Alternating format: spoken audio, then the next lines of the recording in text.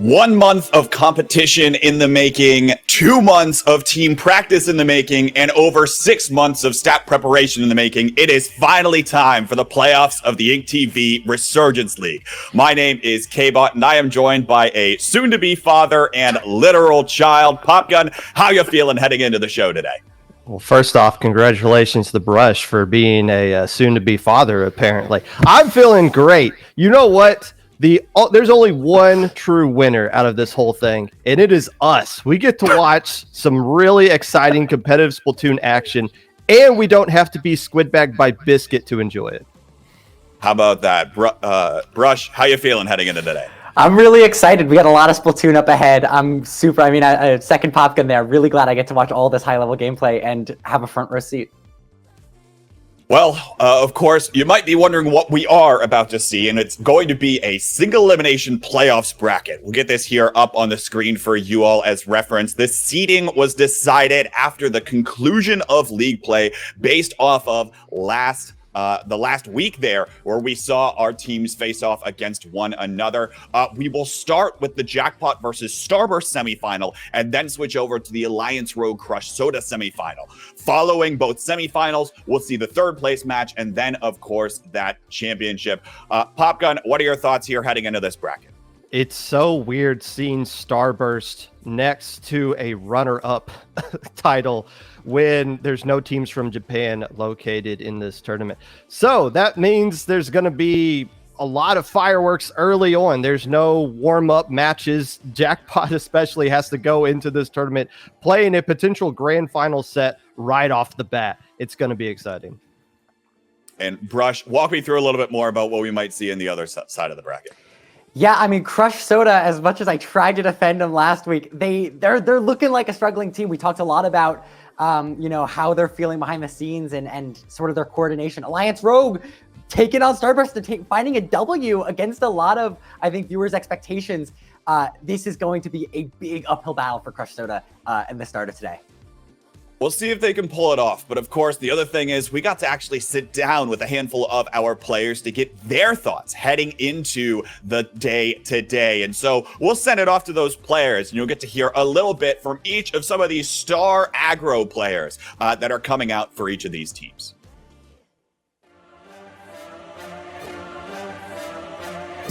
I'd say we're feeling pretty good. I mean, we're 12-0 maps, and I feel like that kind of just explains like the work we've been putting in. But during the playoffs, we do want to hope to prove a little bit more because obviously Starburst can be a tough opponent. Now we're starting to actually practice every day for multiple hours, and it's starting to all come together, especially on the other modes that we aren't as good on.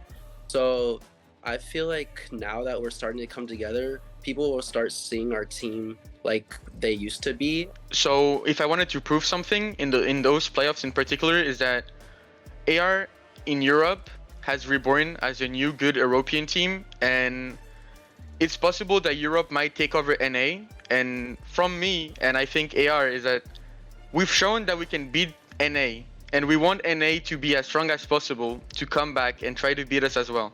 We want some good rivalry. Let me keep it real with you. We played horrible throughout the entire season. I think we played twice since the league started, so I don't know if we expected the power of friendship and joyous whimsy to carry us through, but I don't know, it was bad, but maybe we could do better in playoffs. About the other teams in the playoffs, I think most of them are really good, as I think those playoffs represent really correctly the top 4 Western currently with Starburst, AR, CS, and Jackpot, as all the teams have their own kind of playstyles with their own kind of players that play all differently, which I think will be really fun to watch, as nobody will play the same way, and it'll definitely be a great show as the two brackets are pretty stacked. Starburst is very coordinated. I think their biggest strength is being able to get a really solid opening and play like really defensive, play around each other. That's kind of where they shine. I think the best team going into playoffs is still Starburst. Like, despite their loss to AR, like, top teams or best teams, like, they're bound to lose eventually. They're still like 50-2 versus Western teams, so who really cares? And then Crush Soda. Hold on. I don't have anything to say about these guys. My opinions on Crush Soda, I don't really have much opinions on them because they don't really practice a lot. but I do know that they have a solid group of 4 players. So you definitely can't like underestimate them because they do have 4 like really good players. So, but I don't really have like many opinions on them because I don't really see them play much and I rarely scrim them. And then Jackpot, like their name implies, I think they're either off or on. They'll lose the worst team or they'll beat the best team. Depends on what they bring on the day. Jackpot, I think they are a very good team, but I think they go off a very momentum-based team. Like if they win a game, they'll like start doing very good. But like if they start losing games, they'll like go downhill from there. But I think Jackpot's very good. You never like want to underestimate them. Like even though they haven't been getting the results they wanted, they can still like pull out some like insane clutches. So I think Jackpot is still very good, but I do think AR is better than Jackpot at this moment. Alliance Rogue is more chaotic, kind of somebody's pushing with a special, maybe try strike. Somebody's like permapating. Like they're a lot more reliant on just the aggressive players. A lot of different things to unpack from the video, so let's start by going team by team. And Brush, you alluded to this a little bit earlier, but Kyo's expected the power of friendship maybe to carry along Crush Soda here. What are your thoughts on how this team's looking heading into today? Yeah, I think Kyo sums it up really well at the end there. Like, if they're able to come through and show up and win this game, it sets a precedent for the top-level competitive Splatoon that maybe it's not about how much you grind and your dedication to the game. Maybe it's just, you know, can you be a casual and make it to the top? Yes, I'm very happy to see that Kyo is standing up for all the casuals in the scene. That's really inspirational. Look, we're going to find out if the power of friendship can overcome the power of not doing practices and scrims against potentially the best team in the West right now in Alliance Rogue. So yeah, huge uphill battle for Crush Soda. And Popgun, let's talk a little bit about Alliance Rogue, because looking at this team statistically, we actually start to see some maybe surprising trends. Most notably, Alliance Rogue being second in fewest deaths per minute at 4.91 and first in the most amount of paint per minute at 1,252 per minute that everyone on the team is pumping out. Of course, that's led by Gray, who's averaging 470 paint per minute overall, but it's all to try to set up Volty and enable that playstyle out of Alliance Rogue. That's exactly right. They're playing with a carbon roller. And if you're going to have something that far off meta and something that is clearly, as Starburst alluded to, is something they have a lot of difficulty dealing with, you got to have a paint-heavy comp, and you got to be able to create those opportunities for Volty to be very selective about the kills that they go for instead of just holding forward and getting all of those splats. Alliance Rogue stats are built around playing around Volty. That's why they got all that success so far. Yeah, I mean, and that paint going down also comes out in the amount of special output this team is able to do. Gray is averaging strikes every 35 seconds on average when they're playing that Splash-O-Matic. So it's not just that they're getting paint down for Volty, which is getting the kills. They're able to back up Volty's playstyle with the special output, and that goes a long way. The other thing we could talk about in terms of the rest of the 3 of Alliance Rogue maintaining some level of consistency in team play that they've had for years at this point. This same roster of 3 nearly has just continued to play time and time again. And if you want to talk about consistency, you should really look no further than Starburst here as well, who even despite getting a loss handed to them last week, they still lead first and second in nearly every important team statistic. They're second in kills per minute, first in assists per minute, first in deaths per minute, having the fewest there, and second in paint per minute overall. Popgun, I mean, this team just looks like a well-oiled machine.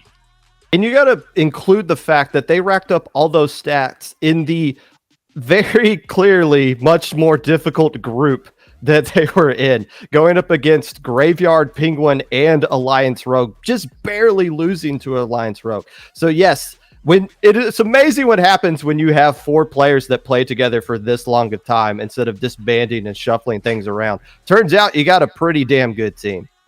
Yeah, and I mean, going in here today, they're trying to convince everyone else and show the world, you know, last week was just a fluke. You know, it's one bad game and one bad set in 3 best-of-3s, and that can be the difference. So, I mean, sitting down today and having a good showing, it's all in that mental. It's all in that mental. And I mean, look, these players are no stranger to the spotlight. Especially, I'm looking towards Biscuit and Ice to come up big, 2nd and 4th on KDA. But surprisingly, neither one of them have beaten out one of the players on Jackpot. .Q leads the league in KDA, averaging 3 kills or assists for every single death. This player is staying alive and sets up the foundation for the rest of Jackpot to continue running in and getting the job done here, Brush.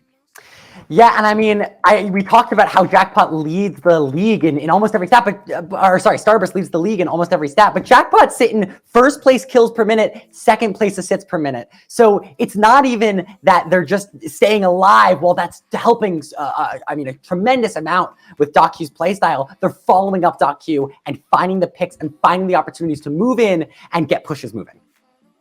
.Q's KDA is 2.998. That means she's dragging, on average, 3 squids down to hell with her each time before she dies. If you want to take care of Jackpot, you got to pretend that .Q is using a traditional anchor weapon.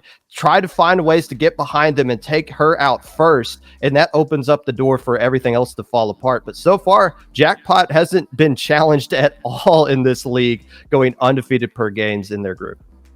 And that's one of the largest question marks that we're getting into. And in fact, one of the largest question marks we're seeing first, because if there's anyone to challenge Jackpot, it'll be Starburst. But before we nitpick in terms of getting into the nitty gritty of that matchup, let's give a brief reminder of how this format works for each of these matches. Now, you remember this video was recorded about a month ago, so a lot of the league play stuff won't apply, but even still, the format of each individual match will still ring true, and it'll be what is played for all of our semifinals, 3rd place, and finals match exactly today. So let's hand it off to me of the past to explain our format. The InkTV Resurgence League is finally here, with 8 of the best Splatoon teams that have qualified through 2 double elimination brackets so far. But what exactly does the league look like? Don't worry, we've got you covered. Based on their qualifying performance, each team is placed into one of 2 round-robin groups. That means each team has 3 different opponents they'll face during the league's regular season. The top 2 in each group will move on to the single elimination playoffs bracket at the end of the season. Each match will feature a set play format. To kick things off, a coin flip will occur to determine which team will ban away one of the 4 ranked modes from the match. The opposite team will then decide our Resurgence.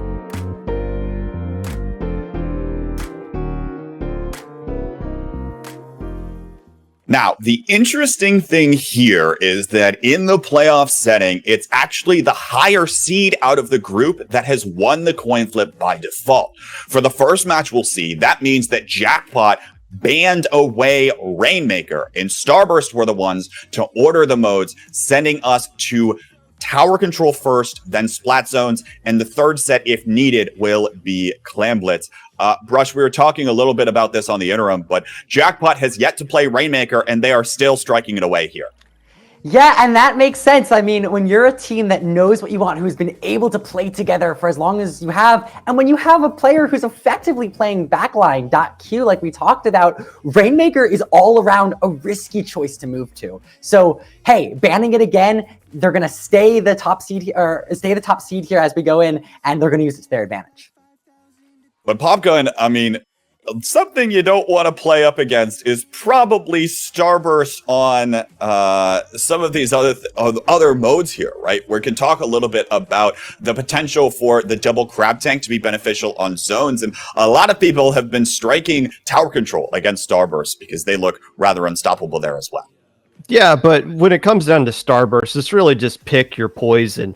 The Rainmaker being the only mode that Starburst beat Alliance Rogue on last week, probably because Alliance Rogue banned tower control because they don't want to play them there. The good news for Starburst is you don't have to go up against a carbon roller. So when you get to those splat zone games, you don't have to play Flounder Heights and Mako Mark on what are extremely good carbon roller maps. But yeah, the problem with Jackpot is you can only ban one mode and not all 4 against Starburst, unfortunately.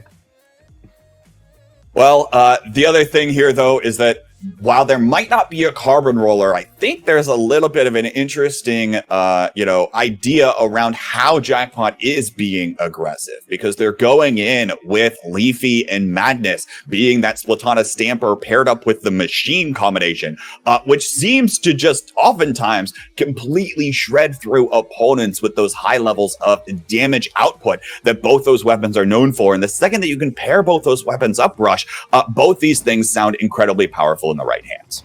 Yeah, you know, the secret for Alliance Row, we've talked all about that carbon roller, and it's not that different, right? If you're able, it's just got extra range, really, in a lot of ways. So if you can get in their face, if you can find ways to find the off angle, that's going to be enough to take down Starburst. All right, well, let's get into our predictions here, as you get to see all of the casters picking nearly the same here, but there are some differences, a little bit of back and forth here between Starburst and Jackpot, and a little bit interesting across the board here. Popgun, who you got in the match, and who do you have in the first tower control set? I'm going to go with Starburst. I don't think there's much to look at as past history between the Jackpot players and Starburst that would make you think this is going to be the one time that Jackpot's finally going to break through and beat them. Now, this is a version of Jackpot that Starburst has never seen before. Leafy and Madness working together, as Brush was talking about, is a very effective combo. Starburst coming off of their first loss ever. How are they going to bounce back from that? However, experience wins in situations like this. Give me Starburst.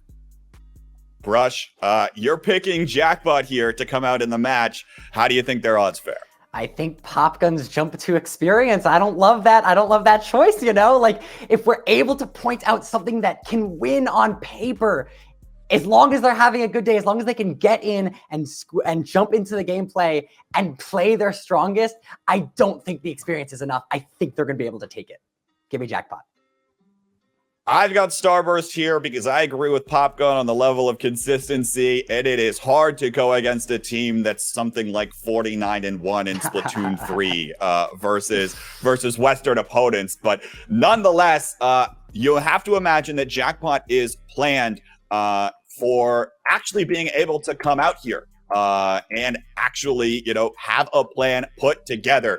The other thing we haven't talked about is that the players of Jackpot have been looking forward to this moment since Sayonara's loss to Starburst back at PAX. They have been looking and licking their chops for this specific match in order to try to come out. So I believe we'll be getting into the match in just a little bit here. So we're going to send it over to our casters who have got the call. It'll be Rissa and Ninja coming together for our first semifinal, and we'll be getting into game in just a little bit.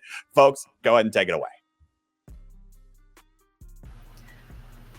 Thank you, K-Bot and Analyst, for that lovely introduction. My name is Rissa, joined here by Ninja, aka Matt, and we are actually going to head straight into here shortly a really intense match with two of NA's Titans. Matt, how you feeling as we're about to jump into this?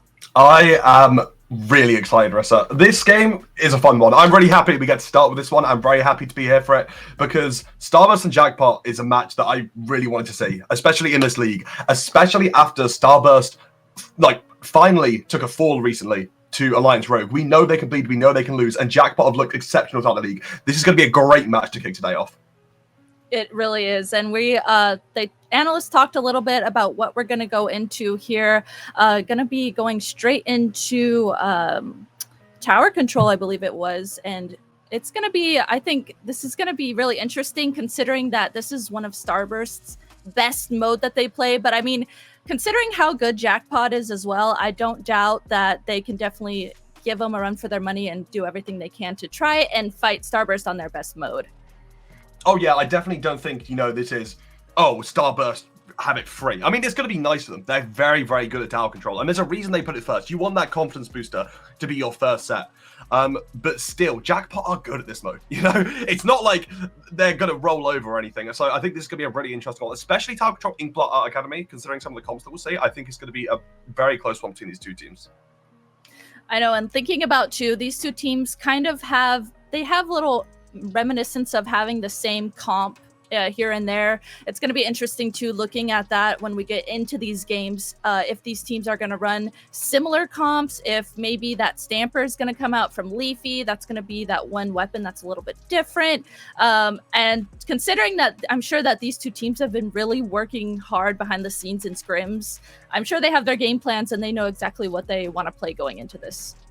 Yeah, for sure. And I feel like that Stamper's especially going to be a weapon to look out for throughout this entire set, like the tower control one. Not only is it just a great mode for the weapon, but you look at these 3 maps, I would be like crying if I knew that I had to fight a Stamper on all these maps. It'll be interesting to see if Starburst bring it out for a play of their own. I'm not sure if they would, but Jackpot, I definitely expect to see that Stamper from Leafy, and I would be very scared going against it. I would too, and especially if not only the main weapon of the Stamper, but also that Zipcaster, if that comes into play, if there's the towers trying to be pushed, just thinking about this at this high of a level, I'm sure that just the mechanics and the momentum of the team behind that Zipcaster could be really good too, but we don't want to get too ahead of ourselves, of course. You know, we're going to have to see going into this first game if that's what the weapon we're going to see coming out from Jackpot is, that one differentiating weapon. I'm not sure. We're going to have to see heading into this. Oh, 100%. We can't make guesses because, you know, as it always goes, we'll be talking about Zipcaster non-stop, and both teams are going to pull out Clash Neo with the Super Chomp. So we'll actually have to just wait and see what the teams go for, because you can't really make predictions in situations like these. It could always have a wrench thrown in the last moment. All right, so the teams are picking their weapons now. We are going to head into the first game shortly, and the analysts have done a great job at describing both of these teams that we're about to watch. Just the suspense. We've all been waiting for these matches to happen, and especially this one we're about to watch. It has, like I said, 2 of NA's top teams, and this is going to be something. These 2 teams have history.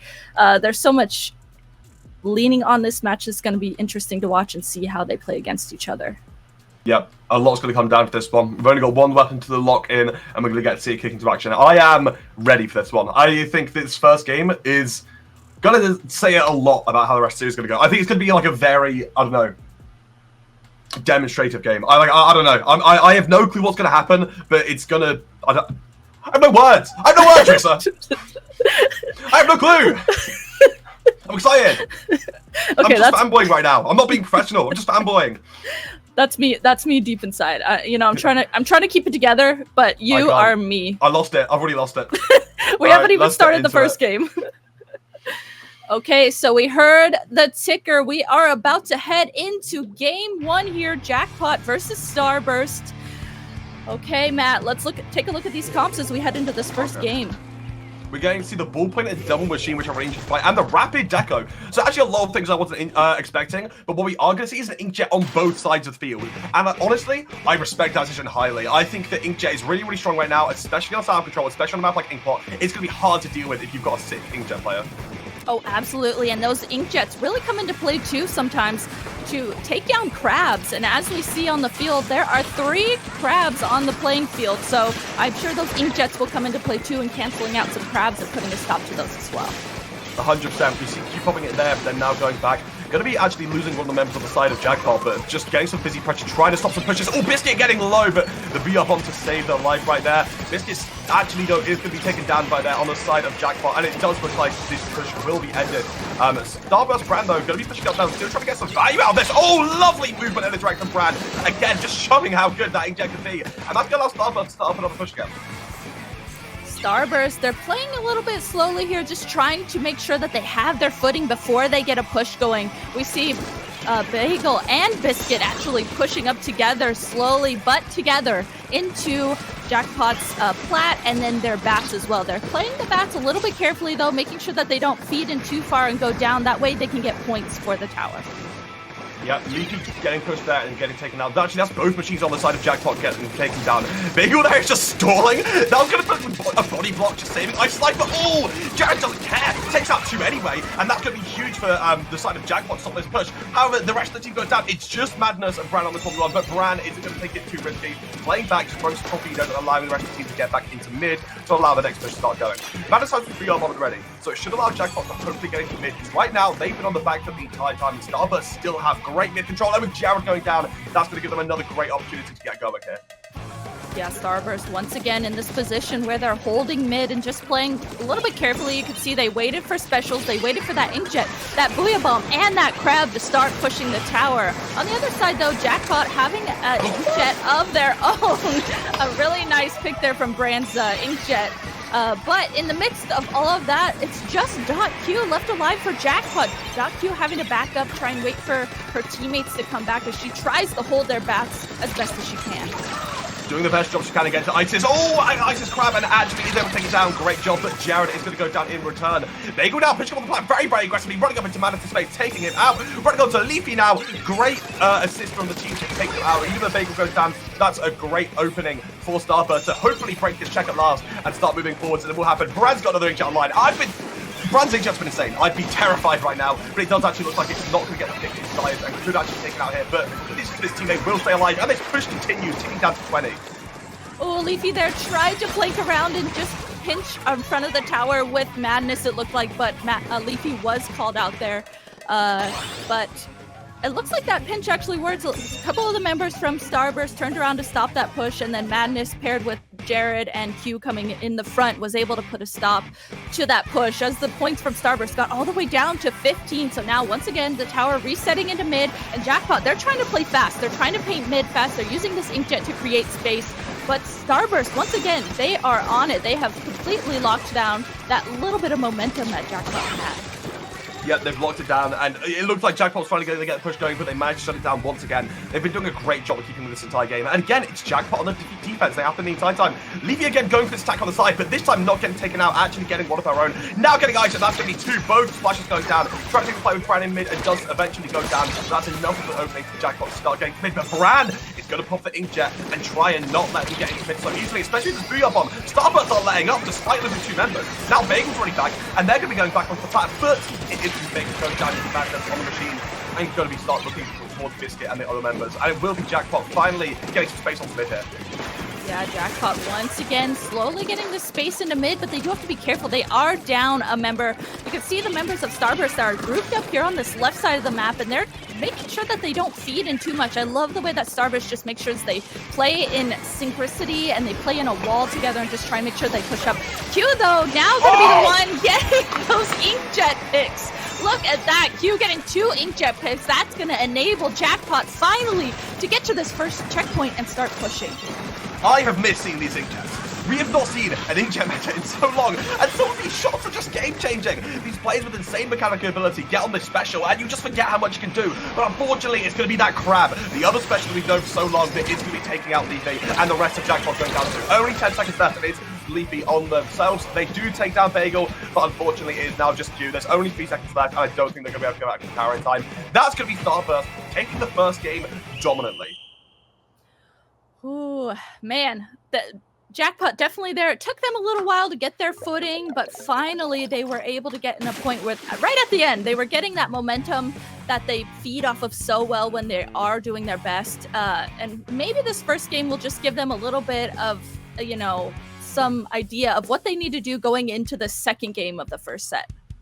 100%. If I'm Jackpot, what I'm thinking about right now is how are we dealing with Inkjet? Because I don't know if they were maybe they were expecting a ball point, you know, potentially from Bagel. But I don't know if they were expecting the rapid from Bran.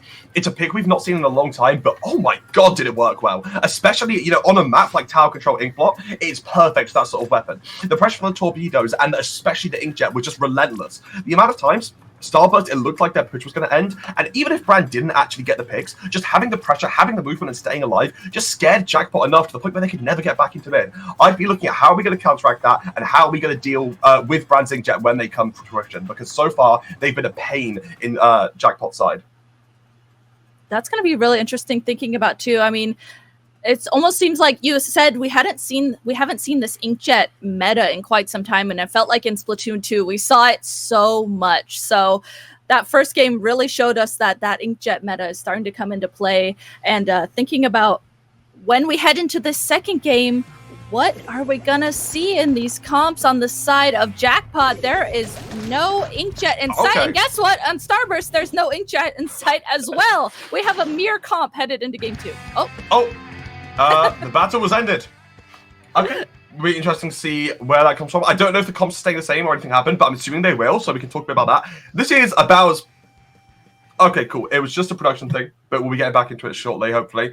But that is probably some of the most bread and butter we can look at. When we think about Splatoon 3 bread and butter, we think about Machine, we think about Splash. It's, you know, kind of what we've been seeing for ages. So that's why it looks like they're going to be looking towards that tower control Sturgeon.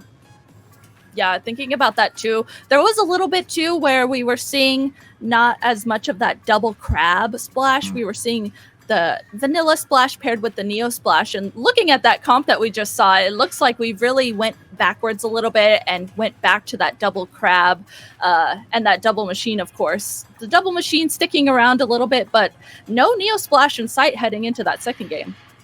I could, I kind of guess it's because on that map, Crab is just so dominant. Like, if it's tower control, and you don't have something like a Stamper or a Carbon that you might want to enable the strikes, you know, the way that we've seen Grey do it for Volti, just get, you know, farm those strikes, throw them out, and then go, okay, you run with them and you go kill people. We're not really seeing any sort of weapon like that on either side of these teams. So I feel like the double crab is kind of a solid option. You can rotate them. When you're pushing, you can stand up on their snipe. It's just hard to push out spawn. You can sit them on tower. I think just, you know, tower control Sturgeon, insanely good crab map. So keeping with the double crab, I can see why the team's going for it. It's going to be interesting to see how it plays out. Oh, absolutely. And yeah, like you said, there's so many different spots you can utilize those crabs, whether you're, you know, aggressively crabbing or more supportive crabbing. You can crab on the snipe. You can crab on the other team's snipe. You can crab on the right side of the map when you're starting to push. You can even crab up in the other team's street when you're starting to push, and on the tower. So paired, I think, both teams, just thinking about the players that they have, you know, the two players that are playing the Splash going to be more supportive and painty, and then the aggressive players on each team playing that machine. Having a mirror comp like that with these amazing players is going to be quite the sight to see, I think. Yeah, I can't remember the time I've seen like a mirror match of these kind of comps. You know, we've seen it with anchors in some things recently. In the zone, there was a few teams mirroring with ballpoint stuff. But this reminds me of like Splatoon 3 just came out, and this is what everyone's playing, sort of stuff. Oh yeah, absolutely. And I think too, just wondering, you know, maybe .Q said, okay, we need to play a little bit more aggressively. We need to not utilize that range of the ballpoint as much headed into the second game. So let's see if that comes into fruition and helping Jackpot as we head into game 2 of set 1. Yeah, we're going to be starting it out now. It's going to be Starburst in the blue and Jackpot in the yellow. And Jackpot are actually going to mid much faster than the side of Starburst. At least being Madness already there. Madness sitting on the high ground, putting a ton of pressure onto Brand, but actually forced back out. One drops out of the each side. That's going to be a machine going down, and Madness taking a lot of pressure from these crabs, but it is going to be staying up. Bagel now out of crab falling back to Splash Road and going to be moving up into mid with the support biscuit to try and take these people out. Madness will be going down, giving an advantage to Starburst. That's 2 now, although Bagel does go down in the process. Biscuit trades it, however. It's just Jared on his lonesome, and it will be Starburst getting the first control in this game once again. Thinking about that opening, Jackpot ran into mid, but Starburst stood back and got their crabs, both of them, used them both on the left and the right side of the map, and that has enabled them already to get past this first checkpoint. They are not letting go of the momentum that we have. Ice here using this crab on to snipe, making sure that he is creating space in Jackpot spawn with this, and Starburst already at the second checkpoint. Yeah, Starburst already making it down to 33 is huge on this map, although it can flip quickly. Jared right now is sharking on the side and trying to get some pressure because both these machines are down. That's going to be a BR bomb as well, and it's so hard to approach a machine in a range situation like this, but Jared does get the trade. That is an important trade to open up the rest of the team, but look how fast Starburst are right now. They're getting so much pressure. Bagel takes out Madness, and now it's going to be moving on forward. Does actually get traded out. Sorry, that is Madness. Getting confused with all these machines. And it does look like, thankfully, Jackpot is able to start their defense and get their way back into mid. Hopefully get some control early on in the game. Jackpot here, we can see from this overhead point of view, they're making sure that they paint up the map. They need that mid control in order to move forward. .Q here making sure she takes the tower to start getting points on the board. And with 2 members down on the side of Starburst right now, this could be the momentum that Jackpot needed in order to move forward and start getting the points that they need to attempt to get the win. Yeah, they're going to be popping a lot of specials right now. That's a Beyond Crab. Look at this Crab right now. In this position, it's so hard to deal with. But Bagel popping one at the moment, forcing Q to counter. She now has to back up now, taking a lot of damage. And not even support the Jackpot members being forced into that corner. I mean, Madness and Jared on their lonesome right now, arguably taken out by the end of the Starburst. It's just Leafy and Q right now on mid. But they will be able to get some jumps in. So hopefully, Jackpot will be able to keep this alive in mid if they want to continue this the push going. It does look like they will do so, but Starburst right now, they're just looking to get their specials ready because that's all they need to keep that control. Yeah, Starburst knows, okay, we just need to sit back. Let's not push into mid too far and go down. We just need to make sure we hold our plat and get our specials ready. Starburst not utilizing any specials yet, but them just holding their plat and letting Jackpot come into them has enabled them to take down 3 members, I believe that was, of Jackpot. And look at this flip in mid. Now Starburst is the team that has mid. They have that blue paint in mid. And now, once again, they're going to utilize their momentum to start pushing the tower. Yep, and they, like you said, they didn't have to use any specials on their defense. They've got so many online. Popping that B up on early on and scaring away Jackpot. But not only that, they've got 2 crabs in a B already. In fact, right now, they're like, we don't even need to push. Let them use specials. Let them approach us. We have a massive lead. If they start walking into mid, well, we've got 2 crabs to deal with that. Bagel, though, is actually not going to find much value out of it, apart from baiting out the BR, but that in itself is useful. Leaky will go down with an assist. Although being jumped up like Q now, Bagel is going to have to take this fight with the jump in, and the jump in, it does get the support needed to take the Q out. And now Bagel's being up onto mid, and will be getting the pressure that they need to let Starburst go for another push. The patience that Starburst has, whether they need to get the push going, whether they need to play defense, whether they need to get the lead or not, is amazing. Bagel, or Biscuit, we'll just pretend that we didn't see you fall there, unfortunately. But still, Starburst here holding this mid, having that blue paint in that mid that they need in order to just continue holding him with a minute and 13 seconds left of this match. You know, is Jackpot even going to be able to get back to the tower with the way that Starburst is just guarding this tower? Q is actually able to do it in the back right now, but Bagel is just ignoring it, going so far forward into the pressure on the left side team. Leafy, though, will actually be able to trade it and take him out, so they will start going up to it, but it's only Leafy and Jared. There's only 50 seconds left. You really don't want to go down right now, so Leafy will be backing up and trying to survive right now. You do not want to take any major risks, because if you go down at this point in the game, it could be over. And talking about people going down, that's going to be Bran on side of Starburst, allowing Jackpot to start getting everything together.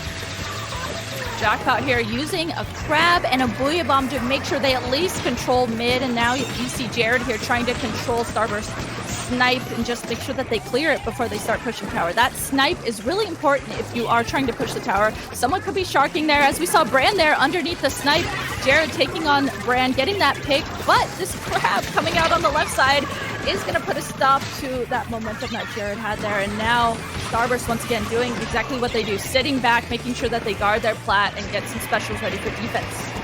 Only 10 seconds left in the rest of the game, and Jackpot might actually take the lead here. Only 3 seconds left, but the BR bomb comes down. But that's Jackpot's BR bomb on their own. They get on top, but everyone jumps in at once. They take a whole lot of damage, but that's a wipe. Oh my god, in the last few seconds, Leafy clutches in the 1v1, and everything just happened at once and closes out the game, going 1-1. Brilliantly played from her right there. Oh my god, what just happened? What just happened, Rissa? It was looking like Starburst was getting ready for defense. Jackpot was like kind of creeping in, and it looked like a team fight was going to happen. And suddenly, like 5 explosions happened, everyone's dead, and Leafy's just standing there on her lonesome, able to push the tower and take the lead, making it a 1-1 on this tower control set.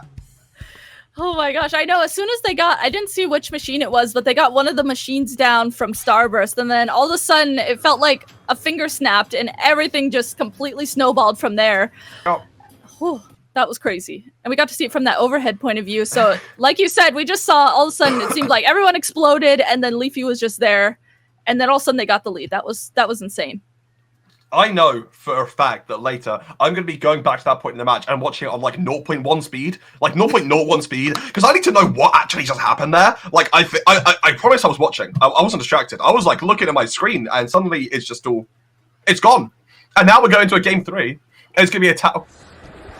Only 10 seconds left in the rest of the game, and Jackpot might Let's see what happens. Only 3 seconds left, but the beer bomb comes down. So the beer bomb does Jackpot's beer bomb on their own. They get on top, but everyone jumps in at once. They take a whole lot of damage, but that's a I wipe. still can't tell Oh what my happened. god. Oh, there we go. Yeah, I guess it's still a lot of 1v1s all being happening at once. Everyone focused on the tower, a lot of adrenaline, but wow. That was great play from Jackpot to individually win their 1v1s and take it back at the end. Yeah, it looked like everyone was kind of like taking 1v1s over the tower, like at different angles, and then all of a sudden it just ended up being Leafy there, and Jackpot succeeded in that momentum that they had there. That's something that I saw one of the players said that Jackpot is very, I think it was Biscuit, is very momentum based, and that's exactly what we just saw there. Whew. And now we're going to be go into tower control on Makomar. It is going to be a very similar comp from Jackpot, but if you can't tell, Q, I believe, has switched over onto the Neo Splash. As you were saying, the Suction and Triple Strike one, and we're seeing Bran return to the Inkjet, which I am excited for. Yeah, when I think about inkjet maps, especially from Splatoon 2, this one is one of the ones that really stands out to me. So that inkjet really going to come into play. And I think, too, the main weapon of that Rapid Blaster is going to be really, really good here. Utilizing all the stacks of this map and just making sure that Brand's able to poke over ledges exactly like this. But Leafy actually able to turn and take on that 1v1 with Brand and win that. And Jackpot actually being the first team to push the tower and get through this first checkpoint. Yeah, they've got their confidence back, it's clear. After getting that game, they've got momentum, they've got confidence, they're playing so aggressively, and they're doing what they need to. However, Leafy does go down and get punished. It looks like they had control, but they are actually now losing both their machines, but they trade out. Both their splashes are still alive. They've got a crab on mid, but Ice is just patiently waiting, trying to find Q, but a brilliant reaction.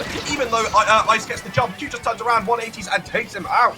Now it's going to be Jackpot with 4 members left alive, and Starburst only have 3. They're popping out the triple strikes now, trying to get some more pressure. They're already down to 42, which is great on this map. Q looks a bit stuck with that triple strike, but is able to get them all out now. A Booyah Bomb does come through as well, and it looks like they're going to keep getting this tower pushing, but no from Starburst went down.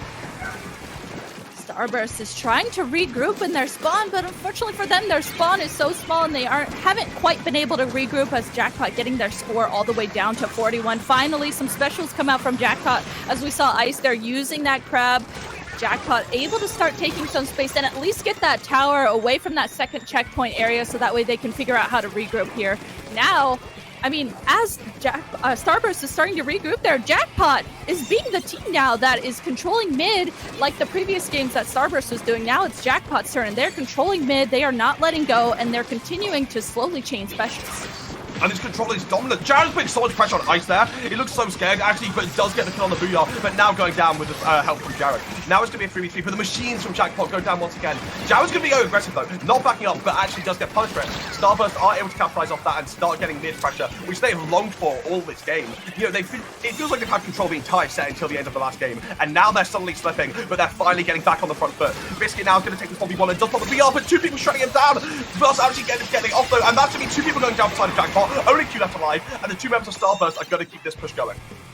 It almost seemed like at the beginning of this, Starburst was trying to play a little bit more patiently, get specials, but with the aggression that was coming out from the Jackpot, all of a sudden it seemed like, you know, Biscuit and Brand were just like, okay, let's just run forward and start taking on 1v1s, and looks like that was exactly what they needed to do, as now they have gotten past that first checkpoint. But it is a bloodbath over here on the left side. Trades happening back and forth. You can see Starburst is doing everything they can, Bran and Bagel, to hold mid and make sure that they try and keep tower on Jackpot's side of the map so they can attempt to get the lead. Nice shot from Jared, takes out Brand. That's going to be really, really huge to start opening this up now for Jackpot on their defense. There's 2 minutes left, so the game still has a lot to go, but it's going to be nice to start getting this pressure early. Another member of Starburst goes down, and Jared pops his crab and stands on the sideline, ready to take him out.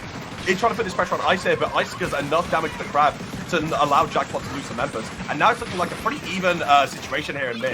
If no one really wants to go down, so they're all playing slow, but Jared is ready to start moving forwards and start create a bloodbath. Jared making sure that he is painting in mid and making sure that he does get his crab ready, as we do have 1 minute and 30 seconds left of this match. Both teams are just kind of pointing at each other, trying to see who can get picks first, as, you know, Jackpot knows Starburst needs to get the lead, but Starburst knows they need to break through this wall that Jackpot had set up in order to start pushing the tower.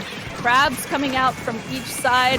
Both teams are just trying to figure out how to get the upper hand, as the tower has just been sitting here in mid for the past 30 seconds. This really has been a stally game now. Neither team wants to make any mistakes, but now Brad pops the inkjet, getting the difficult advantage. That's 3 members of Starburst going down, last one jumping out, and that's going to allow Starburst to finally get some pressure. Ice pushes the tower, but no one's with him right now. Ice is left all alone, being pressured out by Leafy. All the triple strikes on him, and he's really struggling over there. Bagel finally comes along with support, the crab tag is popped to stay alive, but still, it really put a stop on the push there. Although, that's a lot of members of Jackpot going down. Lovely double direct from Biscuit. Ooh, that's going to be so good. And now Starburst have a really solid opportunity to get this push going and take the lead, but they only have 30 seconds left to do it. 30 seconds left. Here comes that inkjet coming out from Bran as Starburst is on the tower, starting to push it. They have to be careful, though. There are members of Jackpot coming around on every angle of the tower, and with 3 members down on the side of Starburst, Jackpot here, they are just making sure they do not let Starburst get the lead here. They are on defense mode.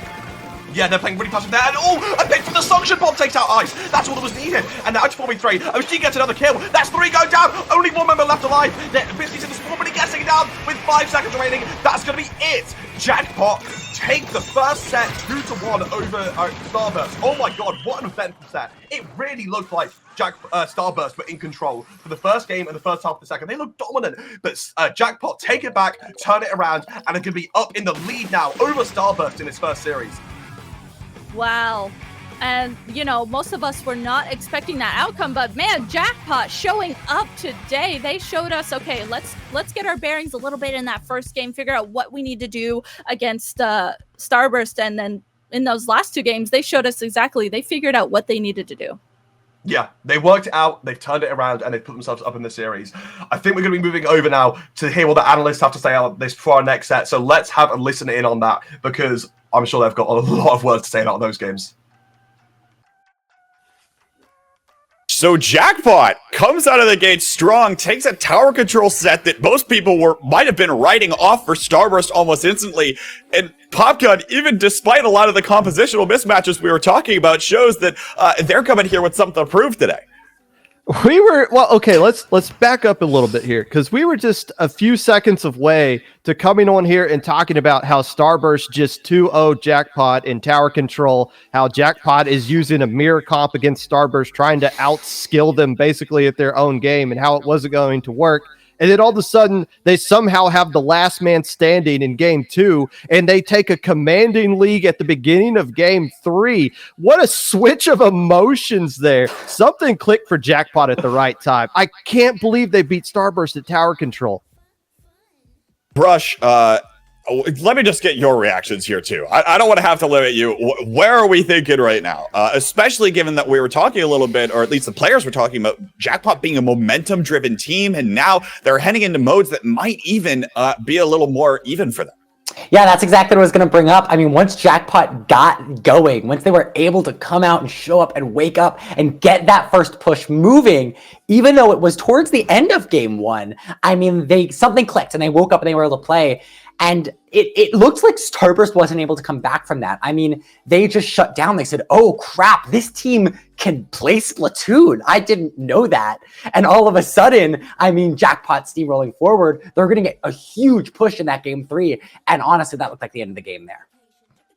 We'll be heading over to Splat Zones next, which again, we might anticipate if Starburst gets the double crab cycle set up, they might look dominant on, but Jackpot might be willing to match them, especially after the results of that set. Popgun, walk me through what you're thinking for Splat Zones here, and also walk me through whether or not you expect to see Bran stick with that rapid deco.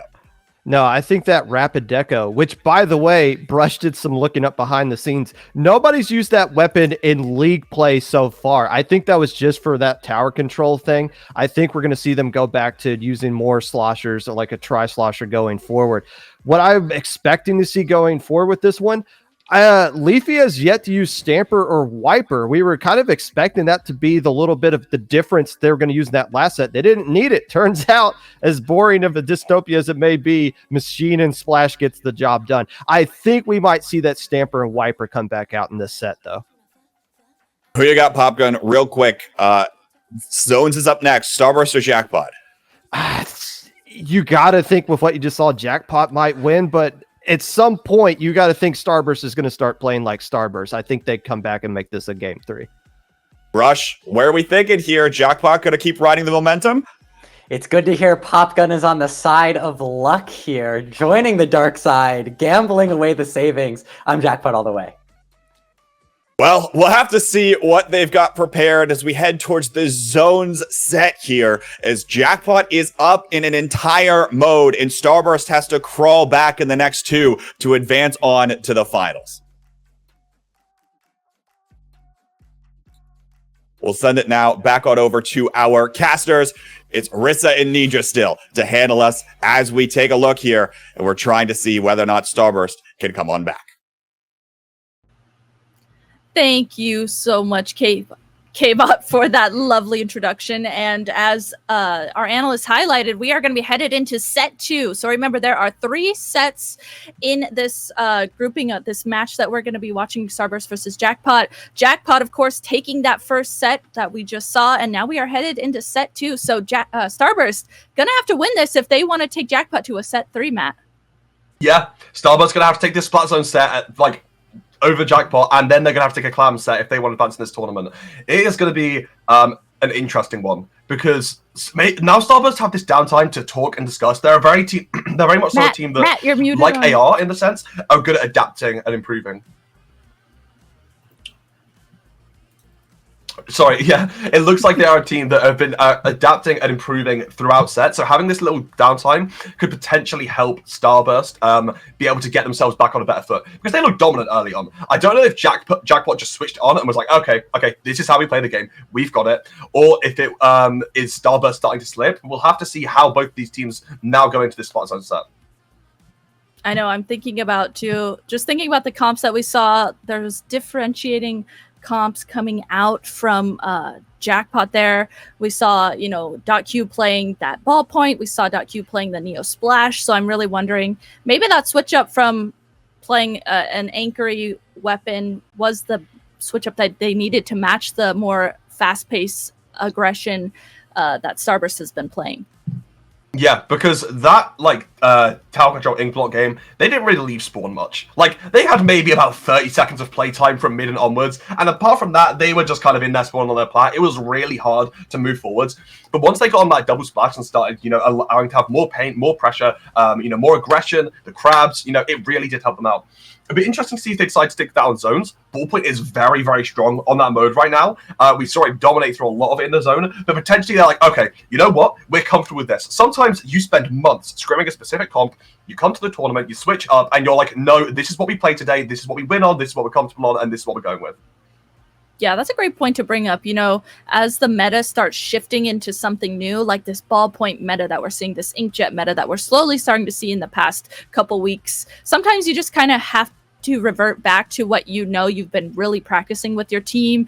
Like we just saw, that double splash, double machine. We've all been practicing that. Well, not all of us, of course, but at the high level, that's typically what these teams have been practicing and they're familiar with. So maybe that switch back to reverting back to that and then coming back to the ballpoint maybe in future tournaments will be something that we'll see from Jackpot. But like you said too, that range of the ballpoint, that inkjet could be really helpful for zones. So we could see any of the above going into this. Yeah, and we're going to be looking... Oh, this is interesting, actually, because our first zones map is Flounder Heights. We then move to Macklemore and Hagglefish, but specifically on Flounder, there are a lot of, top ballpoints and splatting players that choose not to play out on this map. Because even though if you do get control, it's great, but getting that control and pushing back onto the top with that weapon is hard. It is a great task sometimes. So I definitely expect to see more of an aggressive comp, the sort of machine splash we've been seeing, that sort of stuff for Flounder zones especially. Yeah, I was thinking the same thing. You typically see short range weapons on this map because it's such a squirrely and, movement based map that you really you want to utilize the movement of your weapon to try and get flanks going, to make sure you're watching flanks. And headed into this first one, I'm sure, like you said, we're going to see probably pretty similar, that double splash, double machine comp, possibly a tri-slosher too. I see a lot of tri-sloshers played on Flounder Heights zones as well. So maybe, Bran will come out with that tri-slosher that he's so well known for as well. I would love to see Brown on the Tri-Slosher, actually. I love seeing Brown on any weapon. It's a joy to watch, but especially on the Tri-Slosher on this map could be really fun, especially if it's the cooler one. I don't know what variant he'd go with. I feel like the cooler one is the one that we've seen quite a bit recently. It allows the teams just all run forwards and play pretty aggressively, but Brown on those inkjets today has been unreal. So if he decides to pull that out, I'm not going to be mad. I completely agree. So looking at the comps, remember we are headed into, oh my goodness, these comps. We are headed into set 2 here. Jackpot versus Starburst. Jackpot taking the first set here. And looking at these comps, we see Ice on the Reflux. And then on the other side, we see .Q actually on the Flingza. So both sides making sure that they're representing the missiles on this one. Yeah, both sides go with missiles on the map. I can see why. It's a great special here. And early on, we're going to see trades. Starburst actually do get control of the zone early, but it looks like they're going to lose mid. They are playing further down. So they could just be playing slow, waiting for that next missile rotation from Ice, because it won't be long. He's on the reflex. That thing farms. And yep, here we go. Another load of missiles coming out for Starburst to push onto the side of Jackpot. But they do lose one, as Jared is still alive on the side here, even though they're taking damage. Jackpot actually gets 2 picks. That's going to be huge for them. Starting to move forward and putting themselves in a great position to get early control on Flounder, which can be hard to come back from. This map can be a little bit stally if you aren't able to secure both zones, but Jackpot able to start out strong and get both of the zones. They use that Booyah Bomb to try and slow down members of Starburst, and actually, in the midst of all that, able to take down 1 member of Starburst. So Starburst in this position again, now having essentially 2 members down. They are in this position where they need to climb uphill to get to their zone, but Jackpot is not letting them get close. It's not fun climbing uphill into 2 machines, but you've got Biscuit and you just want to sneak up and double drag leaping, you know what, go for it. Unfortunately, though, does get traded, so it will be a 3v3, and there's only 30 points remaining. Look how far back Starburst are physically on the map, like not even just like in a metropolitan sense. They're just nowhere near like to the zone right now. They've not got much time, but they do start to advance now. They're starting to use their specials, but their brain goes down again. Biscuit is able to trade it out, so they are able to get some pressure, and Ice is heading like crazy, but not able to tell much when they're fighting the reflux. It looks like 2 will go down on the side of Jackpot, finally opening up Starburst to start moving forward, but it's still a pretty tricky one from here. Trying to charge up another missiles, but not much else going on. They now will be a 3v3, and the zones do split, so will actually allow Starburst to come back as those penalty points do come on. But it's looking great for Jackpot right now. It really is. Jackpot is just consistently holding mid. They now have gotten a member down on Starburst as well, but Starburst in control of the zone, at least making sure they gave those penalty points, those 63 penalty points over to Jackpot. And I mean, as members of Starburst were going down, I didn't see exactly what happened, but Starburst able to take down 3 members of Jackpot, get the zone back in their control, and now it's their turn to defend the zone. They have no penalty points. They just need to try and do everything they can to hold the zone through all these specials coming out from Jackpot. Leaking playing so aggressively and getting on the pick onto Brad with the help of the specials will actually take a lot of damage and the archer does go down, and now will be 2 other members going down, Starburst going down as well, leaving Jackpot in Starburst in a great situation to take down Jackpot. Magnus does pop the 3-yard bomb right onto Biscuit's face, will take him out, and it does put Jackpot again in a 4v2 situation. It's been great for them here to try and retake the zones as it was looking rough early on. A nice direct onto Ice from Magnus, looking great, and now that's Jackpot getting control of the zones once again. Jackpot pushing up into the ramp of Starburst, and they are just holding it down. Madness, they're trying to jump out last minute. They recognized they weren't able to win that 1v1, but was called out there. Now with the member going down of Jackpot, let's see if Starburst can try and do something to get into the zone. It's gonna be difficult though with these specials that are coming out from Jackpot. Jackpot's just trying to hold the zones as long as they can. And finally for Starburst, the zones are slowly starting to flip, and they're slowly getting into the zones to try and cap them again. Madness, however, is able to take down 2 of the assistants of Jared. So that is going to allow Jackpot to try and get some control again. Bagel's going to start moving up the pool, but it's looking pretty tricky here. A lot of members don't want to fight each other, but Bagel will back off now. Just going to wait for 4 members of the team to be alive and just charge for those specials. That's what they need. But they don't have much time now. Triple strikes are going to get popped. This is the last chance, but missiles are being popped in retaliation from Jackpot. Madness right now just watching the side as a trade happens on either side. Now it's the triple strikes for Jackpot. Going to reclaim the zone again. Only 10 points remaining, but 2 members do go down. But Madness right now in the mid is going to put a lot of pressure. The zones do get flipped for Starburst, and that's going to be great for them going into last minute as they get those penalty points. But Madness is doing so much today, getting another one, almost gets 3rd, but Biscuit is able to get him, potentially get this jump as well, and Jared does go down, putting Starburst in this situation to get this defense on. They only have a minute remaining, but once they can stay in control all game, they will be able to take it. Starburst 2 here going into the last 40 seconds of this does have a low penalty, so they need to get through these last couple penalty points and then defend the zone from there all the way down to 5 if they want to get the lead for this. 2 members going down on the side of Jackpot. We see Q there just trying to make sure she stays safe, gets her missiles ready for her teammates to come back. On the other side, though, Starburst is in the zone, holding it. We see a trade happen, and now 2 members going down on the side of Starburst. This might be Jackpot's moment here to come back and get the zones back.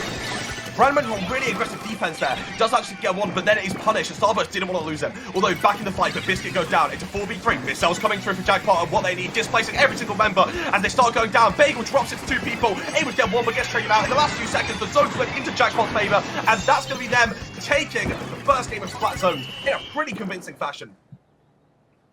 Oh man, I mean, Jackpot is on their game today. It seems like they cracked the code for what they needed to do against Starburst. And I mean, Jackpot taking first game of set 2. So if Jackpot wins the next game, they will win the entire set versus Starburst.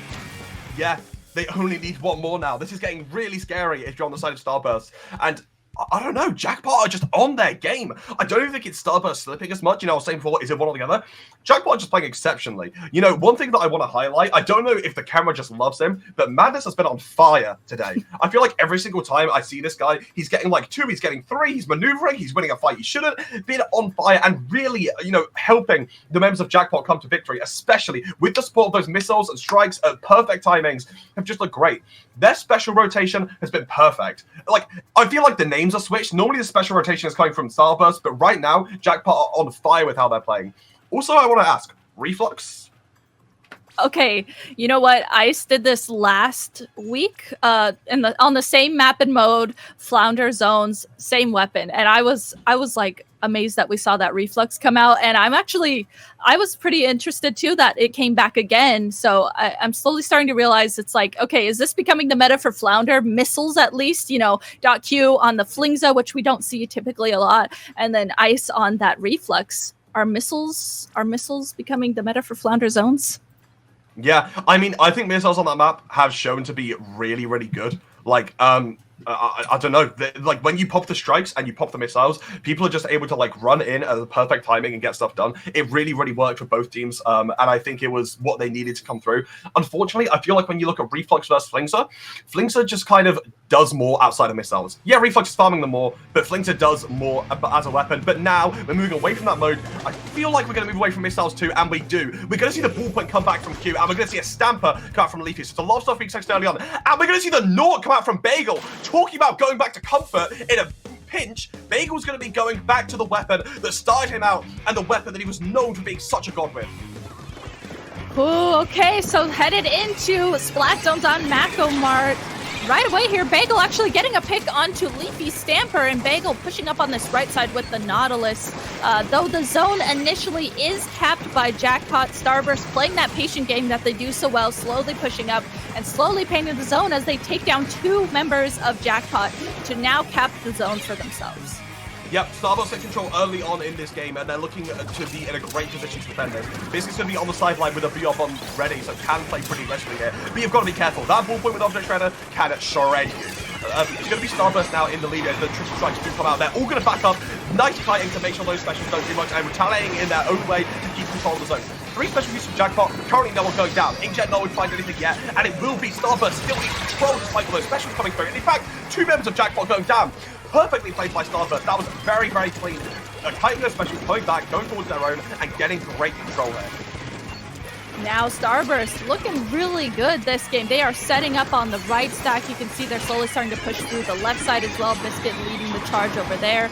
And now with these tri-strikes coming out from Jackpot, there's a trade happening on both sides right now. 2 members going down on Starburst. Starburst still in control of the zone, but Jackpot is trying to slowly push up and play pretty carefully here to get the zone for themselves. They're trying. It looked like it was going to flip, but it didn't. In the last few seconds, they lose some members. Starburst get the pain back, and they're still in control. No penalty points, only 10 points remaining. This could be a fast knockout. They need to run forward to make a miracle happen. A miracle could. 2 members go down on the side of Starburst, but that's 2 members on the side of Jackpot too. Ice is the only one painting, gets pressure out, and Jackpot do flip the zone in the last few seconds to able to get control and to try and stay in this game. Starburst been playing this perfectly so far, but now they're on the back foot. Now they're going to have to deal with an Inkjet and Stamper coming into their face very, very momentarily. Okay, so Jackpot now in control of the zone and defending it. We see that Inkjet come out from Jackpot, and now with Leafy underneath his bottom ledge and Inkjet looking at that left ledge. That's got to be something you got to play really, really carefully if you're Starburst. One member does go down. Bagel on that Nautilus goes down initially, but Starburst still has specials ready. They are going to start pushing here with that Booyah Bomb, that Crab coming out as well. Specials are coming out all over the place from both sides. And that's 2 members going down on each side. It's now going to be a 2v2. Biscuit has to move forward, but he's taking a lot of damage on the low ground here. He has able to get some paint on his own, stopping the climber, but it comes back through. She's able to do so much paint with that Nautilus. Now there's only 10 points left. This game could be over momentarily. The crowd comes through. Pace coming into the zone, but they lose the lead. The strikes are coming through onto the zone as well. There's only a few moments left. The Bagel goes down. 2 members go down on the side of Starburst. That's only 1, and that's it. Jackpot win the first series of the InkTV playoffs 2-0 over Starburst. What a flip. It looked like Starburst handled control, but they turned it back around. They stayed in control, and they played dominantly today, moving forwards into the grand finals.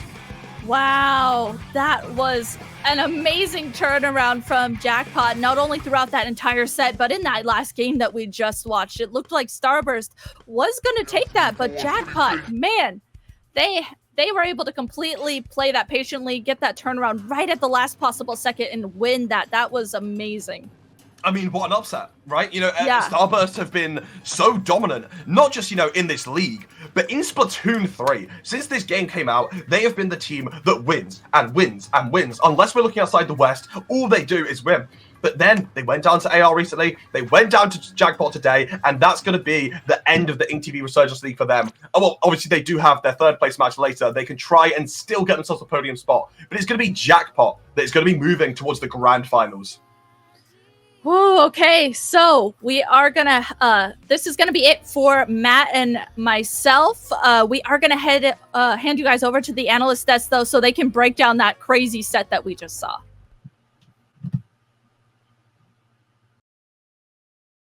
This is the world we live in now. We live in a world where Starburst seem to have been dethroned. 1 week of prep time was not enough for them, and Jackpot Brush is still completely running through opponents. It feels like they haven't been challenged at all up until this point, and now even here, they've only lost 1 game since league play started. Yeah, and I mean, that's what happens when you kind of have this, what feels like an East-West division thing. When you have these two groups, you don't know what's going to happen when they play each other. Jackpot shows up, and they're not the team that we thought they would be, despite being in a different group. It's a different day today. As you said, we're living in a new reality. Popgun, let me get your unfiltered reactions. It looked like the Nautilus there, even from Bagel, was able to do something. We were bringing up that point off stream, but then all of a sudden, it just felt like Jackpot was able to make the adaptations, get Bagel down off of things like .Q's Inkjet from that ballpoint, and just otherwise continue to command their presence on the zone and lead themselves to victory. I'm sorry. What did you say? What? I'm sorry. What the hell was that? Did Jackpot really just 2-0 Starburst after beating them on tower control? Did they 4-1 Starburst?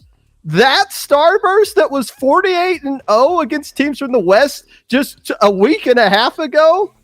What the hell was that? And wow, yeah, you mentioned Bagel going to Nautilus, which, by the way, Bagel is the person who invented the Nautilus back in 2019.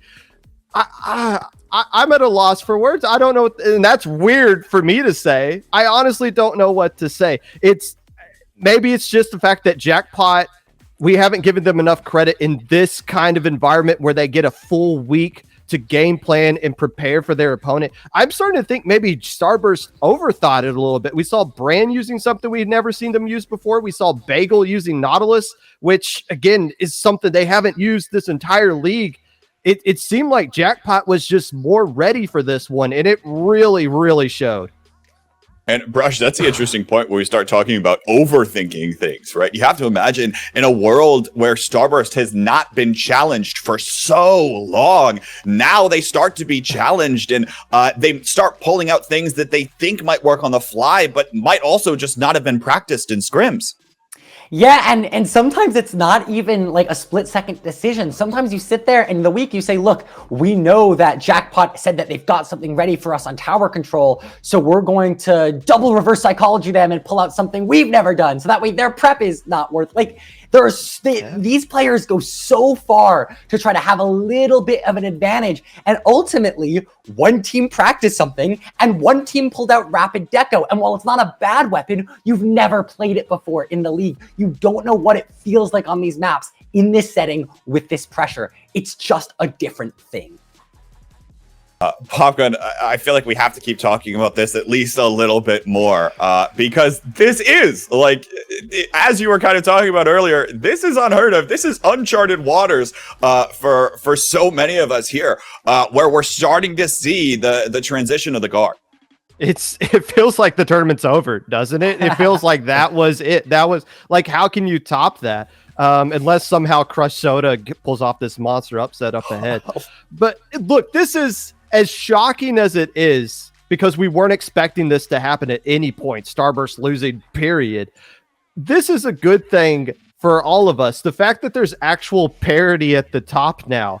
Now we got this three-headed monster that can beat it. It's just a matter of who's feeling better that day, who can beat who. But maybe not. Maybe Jackpot really is just that kind of different now. We've been talking about how Jackpot was playing in this weaker group. Yeah, they went 12-0, but they were basically farming teams that weren't at the same level as then. Okay, well, now you just 4-1 Jackpot or Starburst. By the way, Jackpot's lost one game this entire league session. That's it. Just one singular game. Wow. Can I change my predictions? Can we do that? Is that legal? Well, I mean, you can say something that's different, but on the note of those predictions, let's pull those up again because, Brushes, we were talking a little bit off stream. You noticed a trend here that I imagine some of the people that predicted Jackpot to win over Starburst still want back.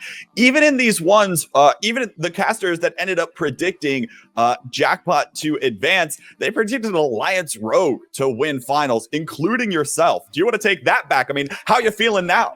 I mean, look, Jackpot's looking really strong, but when we saw that head-to-head Alliance Rogue Starburst, it was really this dogfight. And while we didn't quite have that, I mean, Alliance Rogue is in a position now to start thinking, start having those gears turn. And yeah, their prep was probably against Starburst, but that doesn't mean they're not right now watching this stream, analyzing, talking, and figuring it out. They've got Crush Soda up ahead. They're not concerned about this upcoming match. I mean, neither are we from the casters.